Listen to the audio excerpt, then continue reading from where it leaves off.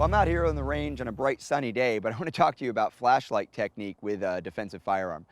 Seen a lot of things over the years, practiced a lot of things, and even taught a few different things. But for over a decade now, I've really stressed the importance of separating your flashlight and your handgun, especially when it comes to personal defense, when you're trying to search your house for your family members, not search for the bad guys. It's not something you should be doing. Or maybe make sure the area is clear if you're moving with your family members or moving by yourself to a safer or more secure area. Of course, you may not be right. It may not be a safer, more secure area. There may be a bad guy between you and there, and that's why you want to have your flashlight.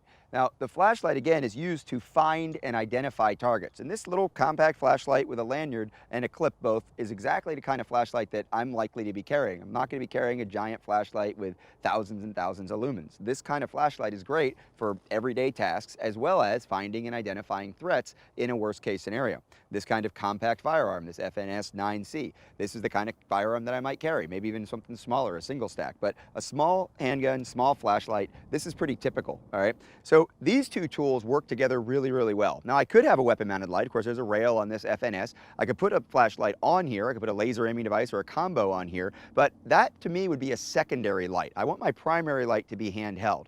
And as far as all this stuff, all the kind of old school, cigar techniques and back of the hand to the back of the hand, I have honestly never seen those things make someone a better shooter. Right? So in terms of any extra stability or any extra technique advantage, maybe something that's very extreme in terms of where the flashlight is held just barely in the hand and you're basically getting your second hand on the gun and you're shining that light down at the ground is usually what I see here. That might make you a better shooter, but this is rather cumbersome for actually operating the light. Remember, if we're using the light to find and identify threats, then we want to be able to direct the light very specifically, and we also want to be able to use that light intermittently and indirectly, which means working that switch off and on as we're flashing the light and bouncing the light off the walls, the ceilings, or the floor. So I like to keep the gun up in the ready position, use the flashlight to find and identify those threats. And if I do happen to find a threat, of course, under the vast majority of situations where I'm going to be using a handheld flashlight inside of any kind of enclosed space, any kind of building, maybe even around a building or a vehicle, under the circumstances I'm likely to find a threat here, I'm probably going to be just fine shooting one-handed. Of course, one of the reasons I like the lanyard on the flashlight is that if I do decide that I want to put two hands on the gun, or I need to put two hands on the gun for balance of speed and precision issues,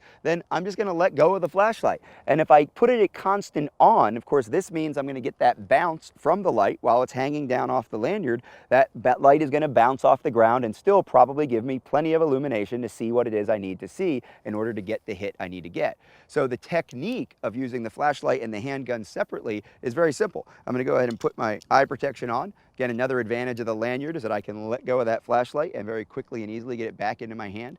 And I'm going to be here simulating a search, bouncing light off the ground. I see a threat. I can drive out and shoot one-handed, or if I need to, I can go constant on, drive out and shoot two-handed. Either way, what I'm dealing with here is a very different level of paying attention to what's going on with the gun and the flashlight at any given moment. This is what I use to find and identify threats, or to find a family member and realize they're not a threat and not bring my gun up. When I find a threat, then I bring my gun into play. I don't want to be running around doing this, pointing the gun at someone I don't need to point the gun at. I don't want to be tangling myself up with these complicated techniques. I don't need to learn a second or third or 15th way to hold the gun and the flashlight and use that as a grip modifier. What I really need to do is use my flashlight and use my gun separately to defend myself and to find and identify anyone in my environment, whether they're a threat or not.